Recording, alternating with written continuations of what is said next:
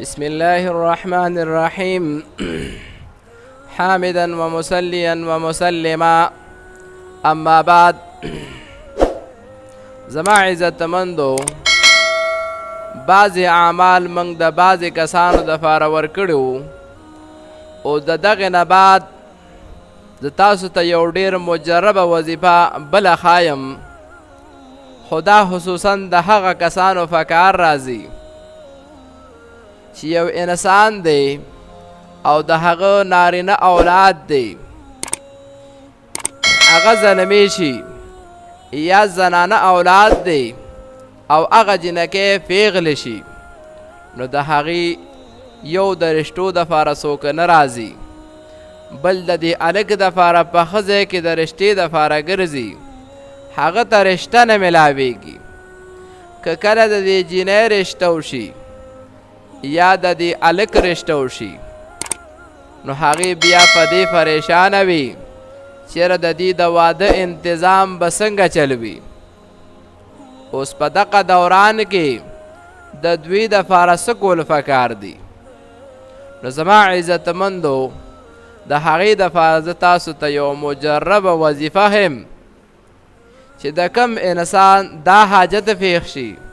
نو هغه د پخپله او د هغې والدین هغې کې چې هر څوک وي او یو کس د ماسخوتن مانځه نفس دا عمل تر 21 شپو پورې وکړي، نو انشاءالله د هغه بندوبست به دغې بونه الله برابر کړي. لومبنې دا چې دغه کم آیات کریمه زه تاسو ته ښیم، نو د دې 3313 کرت د دې ورد دی او د هغې نه بعد 11 پیرې درود ابراهیم دی او بیا پې د الله رب العالمین نه سوال وکړي، الله رب العالمین به ستا د دې زوی او د لور انتظام د خزان غیب نه برابر کړي. لومبنې درته د قرآن عظیم هغه آیات هم اعوذ بالله من الشیطان الرجیم بسم الله الرحمن الرحیم سبحان الذي خلق الازواج كلها مما تنبت الارض ومن انفسهم ومما لا يعلمون صدق الله العظیم.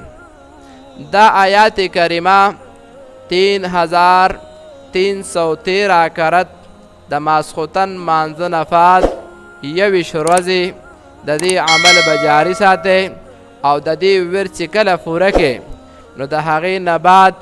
11 کرت درود ابراهیم. زما عزتمندو چې د چا دغه قسمه حاجت وي، نو هغه د دا ضرور چې کم دی د دې وردو کې الله پاک په دغه بندوبست برابر کړي.